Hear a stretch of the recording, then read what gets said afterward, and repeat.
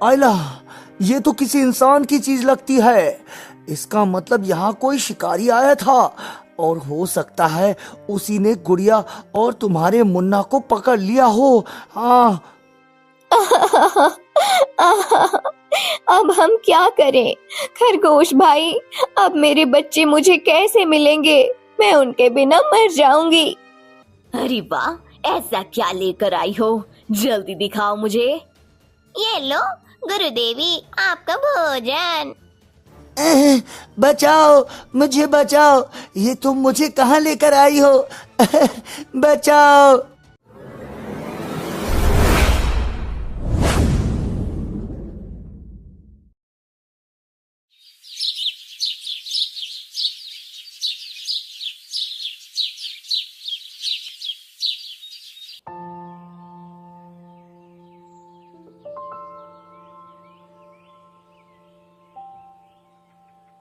बेटा कालू, तुम दोनों भाई बहन यहीं रहना, गुफा से बाहर मत जाना।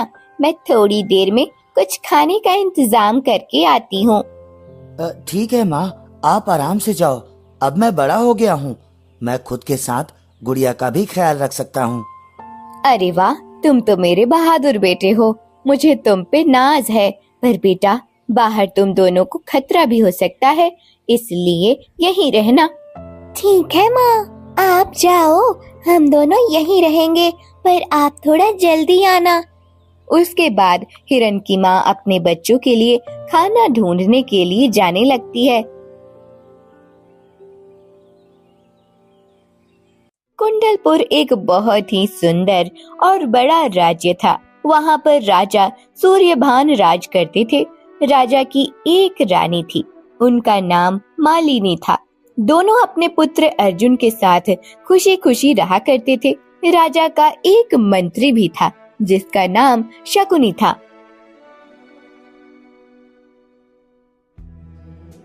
वो देखिए महाराज, कितना सुंदर हिरन का बच्चा है। काश ये हिरन हमारे महल में होती, मैं और राजकुमार खूब खेलते इसके साथ। अरे तो इसमें कौन सी बड़ी बात है? हम अभी इस हिरन के बच्चे को पकड़कर राजमहल ले चलते हैं। नहीं महाराज, रहने दीजिए। हमारे एक छोटे से इच्छा के कारण ये हिरन का बच्चा अपने माँ से अलग हो जाएगी। बेचारी इसकी माँ अपने बच्चे के बिना तड़प तड़प कर मर जाएगी। अरे ऐसा कुछ नहीं होता महारानी, ये जानवर है और ये एक दूसरे के बिना अपना जीवन व्यतीत कर सकते हैं।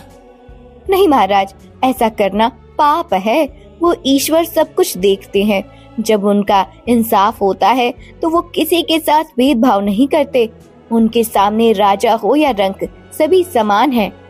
अच्छा, अगर ऐसी बात है तो हम उस हिरन के बच्चे को उसके माँ के साथ राजमहल ले जाएंगे। राजमहल में उन्हें ना भोजन ढूंढने की चिंता होगी और ना ही रहने के लिए घर की चिंता होगी। हाँ, अगर आप ऐसा कर सकते हैं तो कोई दिक्कत नहीं है। वो अपने बच्चों के साथ खुशी खुशी रह सकती है। रानी के इतना बोलते ही राजा अपने रथ से उतरता है और उस हिरन के बच्चे के पीछे पीछे जाने लगता है।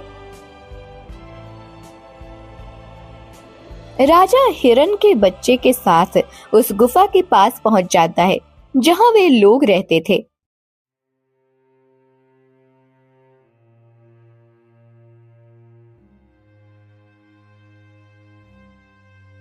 अरे अभी तक माँ नहीं आई है क्या गुड़िया? वो आज इतना देर क्यों कर रही है?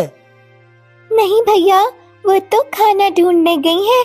आपने तो सुना था, माँ बोली थी कि वो थोड़ी देर में आ जाएंगी।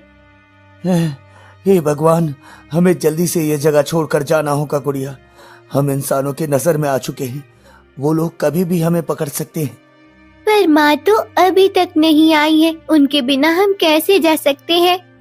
ठीक है गुड़िया, तुम बाहर बिल्कुल भी मत जाना, मैं अभी माँ को ढूंढ कर आता हूँ। उसके बाद जैसे ही वो हिरन का बच्चा अपनी माँ को ढूंढने के लिए गुफा से बाहर निकलता है, राजा उसको अपने जाल में फंसा लेता है। उसके बाद वो हिरन के दूसरे बच्चों को भी अपने साथ राजमहल ले जाने लगता है।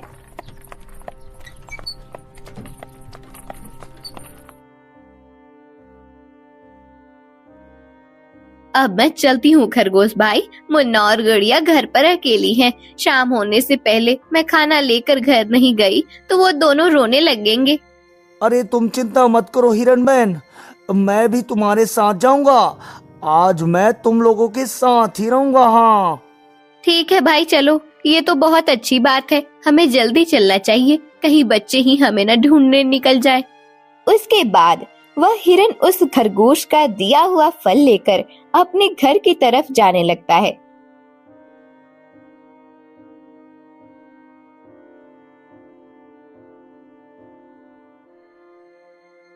घर पहुंचने पर वो दोनों देखते हैं कि वहां पर ना ही हिरन का बेटा है और ना ही उसकी बेटी, जिसके कारण हिरन बहुत ही ज्यादा डर जाती है।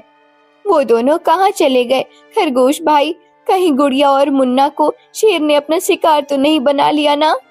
अरे नहीं बहन, वो दोनों यही कहीं होंगे, कुछ देर में वापस आ जाएंगे। तुम चिंता मत करो। हाँ खरगोश के ऐसा बोलने पर वो दोनों गुफा से बाहर जाते हैं। गुफा के बाहर जाते ही हिरन को एक चमकती हुई अंगूठी मिलती है। ये देखो खरगोश भाई, यहाँ कोई चमकीली चीज है।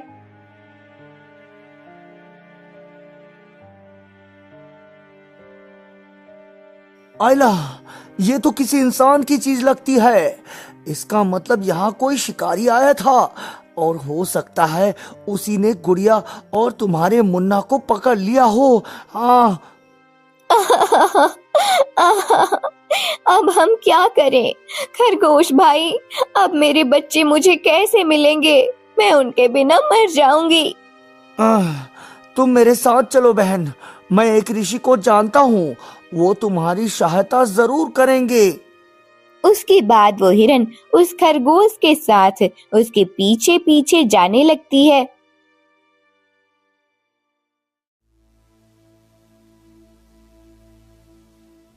अरे वाह महाराज, ये हिरन के बच्चे तो बहुत ही सुंदर है। आखिर कहाँ मिली आपको इतनी सुंदर हिरन? ये हमारे जंगल में मिला मंत्री जी, बड़ी मशक्कत के बाद इसे पकड़ पाए हैं हम। चलिए, जैसा भी हो, पकड़ में तो आ ही गई। वैसे महाराज, मैं जानना चाहता था कि इस बार प्रजा से कितना कर वसूल किया जाए। आप तो जानते ही है मंत्री जी, हम आप पर कितना विश्वास करते हैं। आपको जो कुछ सही लगे वो करिए। आप जो निर्णय लेंगे वो हमारे राज्य और प्रजा दोनों के लिए उचित ही होगा। जी महाराज, जैसे आपकी आज्ञा। अब आप निश्चित रहिए, प्रजा से कितना कर वसूलना है ये मैं अच्छी तरह से जानता हूँ। हाँ, दरअसल राजा का मंत्री बहुत ही ज्यादा कपटी था। राजा के विश्वास का फायदा उठाकर वह उन्हें धोखा दे रहा था।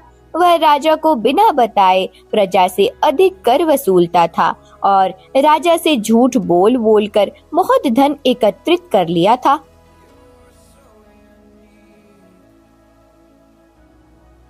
ये लो सुनैना, मैं तुम्हारे लिए सोने का हार लाया हूँ। ये तुम्हारे ऊपर बहुत ही सुंदर लगेगा। हाँ सुंदर तो लगेगा जी, पर अब मुझे डर भी लगने लगा है। कहीं आपकी चतुराई राजा साहब को पता न चल जाए, नहीं तो वो आपको सीधे फांसी पर चढ़ा देंगे। अरे भाग्यवान, तुम भी ना हमेशा डरती रहती हो। इतने दिनों में कुछ नहीं हुआ, जो आज कुछ होगा वो कुछ नहीं कर सकता। वो तो एक मूर्ख राजा है, मूर्ख। ठीक है जी, अगर आप कहते हैं तो मैं पहन लेती हूँ ये हार। देखना, मैं बिल्कुल रानी जैसी लगूंगी। हाँ सुनैना, वो दिन भी दूर नहीं जब तुम इस पूरे राज्य की रानी होगी और मैं राजा। हाँ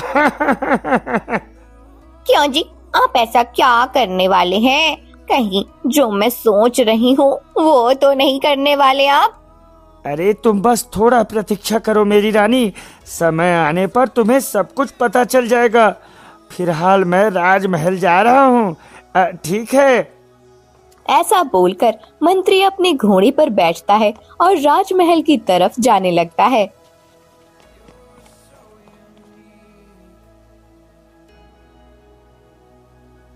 प्रणाम बाबा, हम एक बड़ी मुसीबत में हैं, कृपा कर हमारी सहायता करें। हमें पता है बस, पर तुम चिंता मत करो। जिसने तुम्हें तुम्हारे बच्चों से अलग किया है वो खुद भी अपने बच्चों से अलग हो जाएगा। हाँ। पर मेरे बच्चे अभी कहाँ हैं बाबा? वो सुरक्षित तो है ना? वो दोनों अभी इस राज्य के राजा के पास है। बस वो दोनों सही सलामत है। सही समय आने पर वो दोनों खुद तुम्हारे पास चले आएंगे। तो अब मैं क्या करूं बाबा? मुझे मेरे बच्चे कैसे मिलेंगे? तुम बस प्रतीक्षा करो हिरन, तुम्हारे बच्चे बिल्कुल सुरक्षित रहेंगे। समय आने पर वो दोनों खुद तुम्हारे पास आ जाएंगे।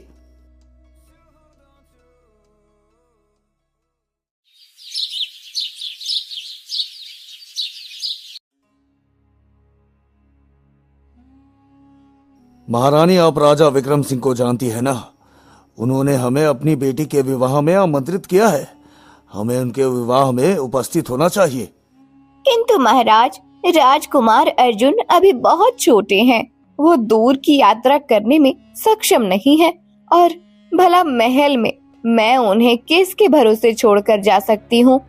तो आप ही बताइए, हम क्या करें महारानी? वहाँ जाना भी तो आवश्यक है। मुझे तो डर लग रहा है महाराज। मेरे मना करने के बावजूद भी आपने हिरन के बच्चे को उनके माँ से अलग कर दिया। अब हमें राजकुमार के बारे में सोचकर ही डर लग रहा है। रानी ऐसा बोल ही रही थी कि तभी वहाँ पे उनका मंत्री आ जाते हैं और बोलते हैं, बुरा ना माने महारानी, तो एक बात कहूँ, आप मेरे ऊपर विश्वास कर सकती हैं। मैं और मेरी पत्नी राजकुमार का बहुत अच्छा ध्यान रखेंगे। हाँ। हाँ महारानी, मंत्री जी हमारे पुत्र का ध्यान अच्छी तरह से रखेंगे। हमें पड़ोसी देश में चलना चाहिए, इससे हमारे संबंध उनके साथ अच्छे होंगे। ठीक है महाराज, हमें डर तो लग रहा है, पर अगर आप कहते हैं तो मैं राजकुमार अर्जुन को मंत्री जी और उसकी पत्नी को सौंप देती हूँ। ऐसा बोलकर वो सभी राजकुमार अर्जुन के पास जाने लगते हैं। जाओ पुत्र, अब तुम्हें कुछ दिनों तक इनके साथ रहना है। मैं जल्दी वापस आ जाऊंगी। हाँ ठीक है माँ, आप जल्दी वापस आना, मैं आपका इंतजार करूँगा। हाँ।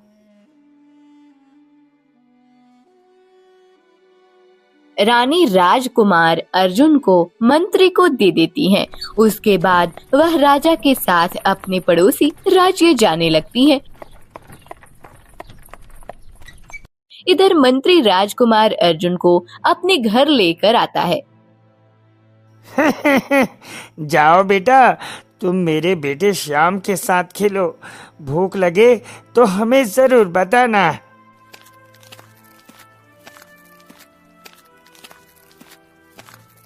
कितना सुंदर बालक है, इस पर तो चांद निछावर है। राजघराने के बालक कितने सुंदर होते हैं। अरे जान निछावर नहीं करना है, हमें इस बालक की जान लेनी है। हाँ। ये आप क्या कह रहे हैं जी? नहीं नहीं, हम राजा के साथ इतना बड़ा धोखा नहीं कर सकते।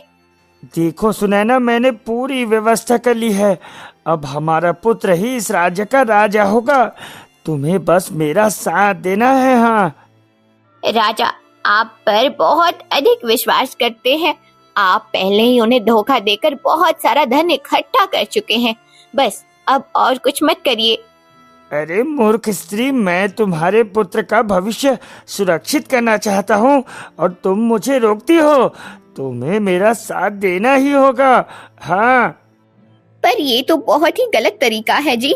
हम भले ही अपने पुत्र को राजा बनाना चाहते हैं, पर हम किसी की जान नहीं ले सकते जी। यदि तुम चाहती हो कि तुम्हारा पुत्र राजा बने और तुम रानी, तो हमें ऐसा करना ही होगा। हाँ। आप ठीक कहते हैं, किंतु हम इस बालक को रास्ते से हटाएंगे कैसे? राजा साहब ने तो इसकी जिम्मेदारी आपको दी है ना। अगर उन्हें राजकुमार ना मिला तो वो हम सबको जान से मार डालेंगे। सुनैना के ऐसा बोलने पर मंत्री सुनैना के कान में कुछ कहता है। आपकी योजना तो अच्छी है, ठीक है, जैसा आप कहते हैं वैसा ही होगा।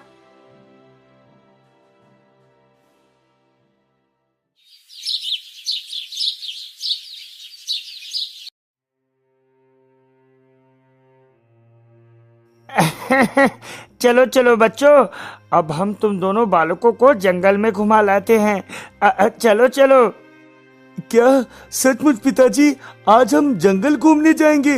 अरे वाह, फिर तो मैं बहुत मजा आएगा मुझे। हाँ नहीं नहीं, मैं कहीं नहीं जाऊंगा, मुझे जंगल में डर लगता है। हाँ अरे तुम्हें कुछ नहीं होगा राजकुमार, हमें जंगल में बहुत आनंद आएगा। हाँ। उसके बाद मंत्री और उसकी पत्नी दोनों बालकों के साथ जंगल की ओर निकल जाते हैं। जंगल जाने पर राजकुमार अर्जुन को भूख लग जाती है। मुझे कुछ खाने को दे दो, मुझे भूख लगी है। हाँ तुम यहीं बैठो पुत्र, मैं अभी तुम्हारे लिए भोजन लेकर आती हूँ।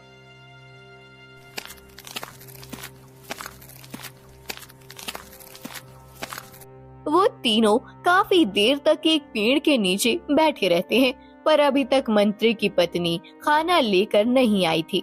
अरे क्या हुआ, सुनैना इतनी देर तक वापस क्यों नहीं आई? राजकुमार आप यहीं बैठिए, मैं अभी देख कर आता हूँ।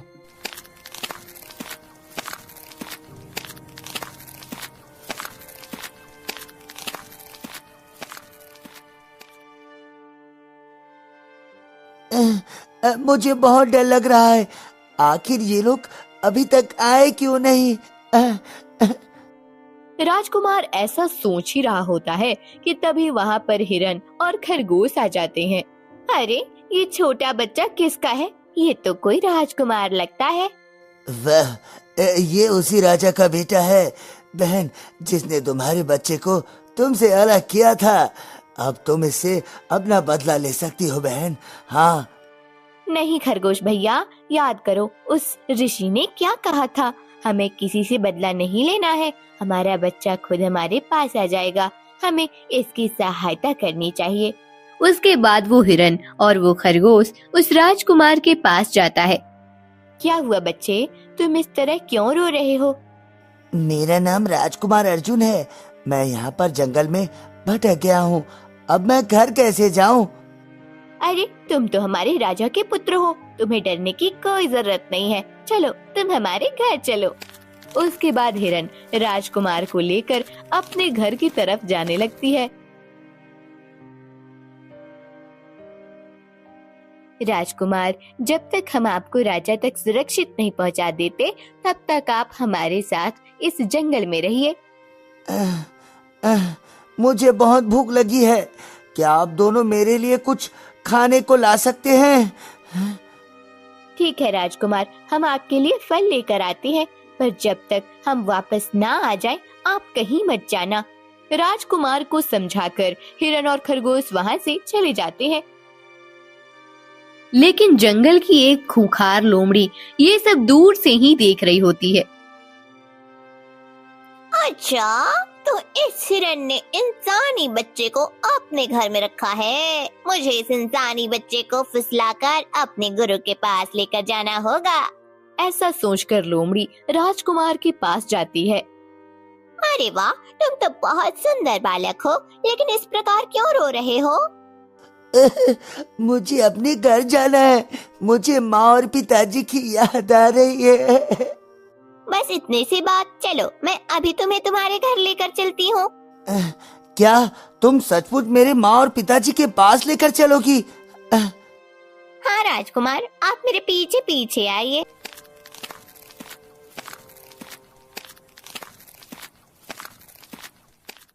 लोमड़ी राजकुमार को एक सुनसान गुफा में लेकर जाती है। उस गुफा में एक खतरनाक चुड़ैल रहती है, जिसका नाम हाका होता है। इंसानों के खून की प्यासी हाका बहुत ही ज्यादा खतरनाक होती है। गुरुदेवी, मैं आपके लिए कुछ ऐसा लेकर आई हूँ जिसे देखकर आप खुश हो जाएंगी। अरे वाह, ऐसा क्या लेकर आई हो, जल्दी दिखाओ मुझे। ये लो गुरुदेवी, आपका भोजन। बचाओ, मुझे बचाओ, ये तुम मुझे कहाँ लेकर आई हो? बचाओ। अरे वाह, इस मासूम बच्चे को देखकर दिल खुश हो गया। आज मैं इसका खून पीऊंगी और ताजा ताजा मांस तुम्हें खिलाऊंगी। ये एक राजकुमार है गुरुदेवी। यदि हम इतनी जल्दी इसका काम तमाम कर देंगे तो मजा नहीं आएगा। हमें इसे कैद कर लेना चाहिए ताकि राजा स्वयं इसे ढूंढते हुए आए। तुम ठीक कह रही हो, राजा इसे ढूंढते हुए आएगा और बदले में हम उससे बहुत कुछ अनमोल चीज भी प्राप्त कर सकते हैं। ऐसा बोलकर हाका अपने जादू से राजकुमार को एक पिंजरे में कैद कर लेती है। चलो इंसानी बच्चे, अब तुम्हें कुछ दिन और जीवित रखना पड़ेगा ताकि मैं तुम्हारे पिता से अपनी इच्छा पूरी करवा सकूं। उधर मंत्री अपने बेटे और पत्नी के साथ घर पर आराम से रह रहा होता है। अब तक तो राजकुमार को जंगली जानवरों ने अपना भोजन बना लिया होगा। मुझे तो बहुत भय लग रहा है। यदि राजा हमसे प्रश्न करेंगे कि उनका पुत्र कहाँ गया तो हम उन्हें क्या उत्तर देंगे? तुम चिंता मत करो, मैं राजा से क्षमा मांग लूंगा और उनसे हमारे पुत्र को गोद लेने की बात भी कह दूंगा। हाँ, और उसके बाद हमारा पुत्र राजमहल में रहेगा और राजा बनेगा। फिर तो मजे ही मजे हैं।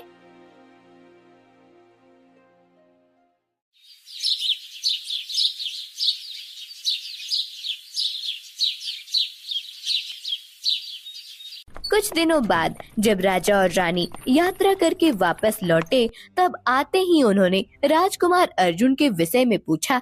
मंत्री जी, अब जल्दी से जल्द हमारे पुत्र को हमारे पास लेकर आइए। उन्हें देखे हुए बहुत दिन हो चुके हैं। मुझसे भूल हो गई महारानी, मुझे क्षमा कर दीजिए। मुझसे भूल हो गई महारानी। ये क्या कह रहे हो मंत्री जी? आखिर हमारे पुत्र को क्या हो गया है? महाराज, एक दिन हम दोनों राजकुमार और हमारे पुत्र को लेकर जंगल की ओर घूमने के लिए गए थे, किंतु राजकुमार इधर उधर भागने लगे और वो घने जंगल की ओर चले गए। हमने उन्हें बहुत ढूंढा महाराज, किंतु वो हमें कहीं नहीं मिले। हमें क्षमा कीजिए महाराज, हमें क्षमा कीजिए। महाराज, मुझे मेरा पुत्र चाहिए। यदि मेरा पुत्र नहीं मिला तो मैं अपने प्राण त्याग दूंगी। हमारा पुत्र तुम्हारी वजह से खो गया मंत्री। हम तुम्हें इसका दंड अवश्य देंगे। अगर हमारा पुत्र नहीं मिला तो मैं तुम दोनों को फांसी दे दूंगा। हमें माफ कर दे महाराज, आपका पुत्र हमारी वजह से खो गया। यदि आप चाहे तो बदले में हमारा पुत्र ले सकती हैं। यही हमारे लिए सबसे बड़ा दंड होगा। मैं जंगल की ओर जाता हूँ और अपने पुत्र को लेकर ही वापस आऊंगा। यदि 7 दिनों के भीतर मैं नहीं लौटा तो महारानी आपको संतोष करना होगा। ऐसा न कहिए महाराज, मुझे भी अपने साथ लेकर चलिए। नहीं महारानी, आप यही रहिए। हम अकेले ही राजकुमार को वापस ले आएंगे।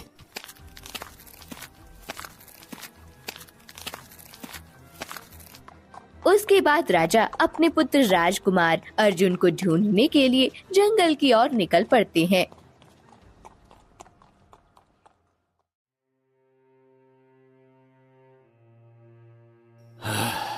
मुझे समझ में नहीं आता आखिर मैं अपने पुत्र को ढूंढने के लिए किस ओर जाऊं।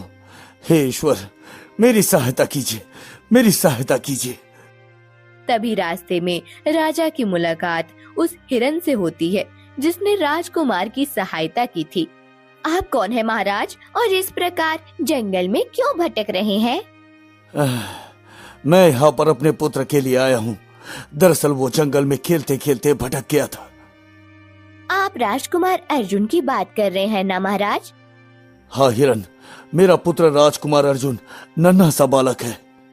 महाराज, मैं आपसे झूठ नहीं कहूंगी, किंतु राजकुमार अर्जुन को जानबूझकर इस जंगल में छोड़ा गया था।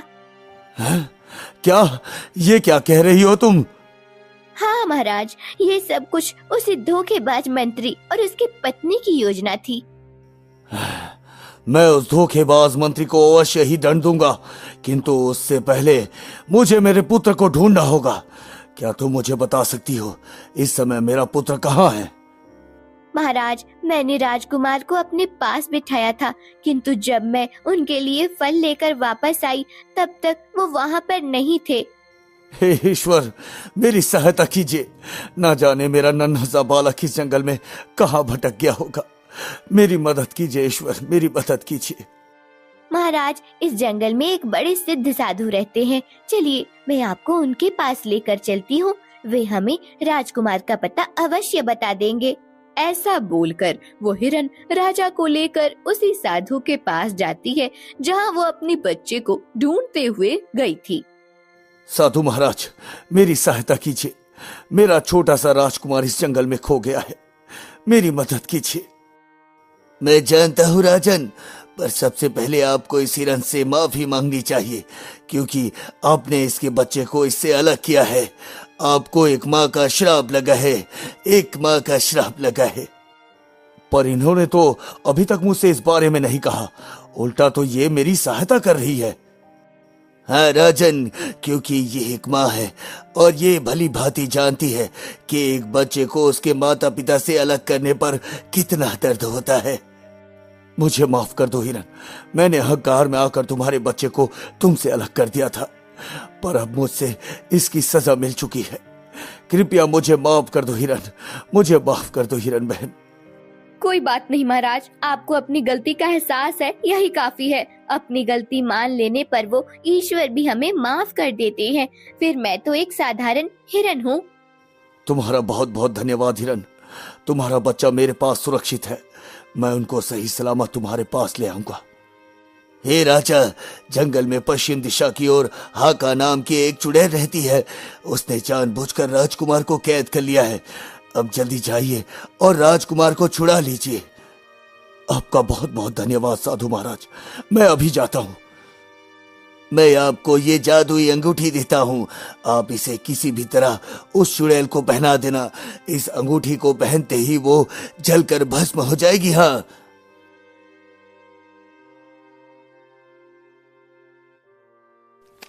साधु से वह अंगूठी लेकर राजा पश्चिम दिशा की ओर निकल पड़ते हैं और हक्का चुड़ैल के गुफा तक पहुंच जाते हैं। तूने मेरे पुत्र को कैद कर लिया है, उसे छोड़ दे, उसे छोड़ दे। ऐसे कैसे छोड़ दूं राजा, वह तो मेरे खजाने की चाबी है। बदले में तुम्हें जो कुछ भी चाहिए मैं तुम्हें दूंगा, बस मेरे पुत्र को छोड़ दो। ठीक है, राजकुमार को छोड़ने के बदले तुम्हें मुझसे विवाह करना होगा और महारानी बनना ना होगा। हाँ ठीक है, मैं तैयार हूँ। मैं तुमसे विवाह करूंगा और अपने महल लेकर चलूंगा। मेरे पुत्र को छोड़ दो। राजा के ऐसा बोलते ही हक्का एक सुंदर स्त्री में बदल जाती है और बोलती है, हमें इसी समय विवाह करना होगा महाराज, मैं और प्रतीक्षा नहीं कर सकती। ठीक है हाका, विवाह के प्रतीक चिन्ह के रूप में मैं तुम्हें ये अंगूठी पहनाना चाहता हूँ। हक्का जैसे ही हाथ आगे बढ़ाती है, राजा उसे अंगूठी पहना देते हैं, जिसके बाद वो हक्का चुड़ैल जलने लगती है। तूने मुझे धोखा दिया राजा, ये मेरे साथ क्या हो रहा है? मुझे बचाओ, बचाओ मुझे। हक्का जलकर वहीं भस्म हो जाती है और उसके कुछ ही देर बाद राजकुमार भी स्वतंत्र हो जाते हैं। पिताजी, पिताजी मुझे घर लेकर चलिए, मुझे घर लेकर चलिए। हाँ राजकुमार चलो, मैं तुम्हें घर लेकर चलता हूँ।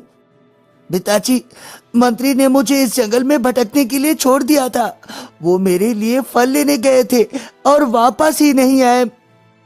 हाँ राजकुमार, उसने धोखे से तुम्हें इस जंगल में छोड़ दिया था। मैं उसे दंड अवश्य दूंगा। उसके बाद राजा राजकुमार को लेकर महल की ओर जाने लगते हैं।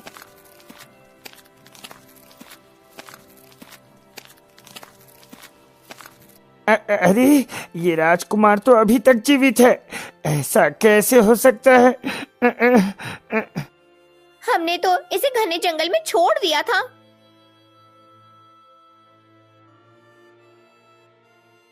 बधाई हो महाराज, राजकुमार मिल गए। बधाई हो, ईश्वर का लाख लाख धन्यवाद हो महाराज।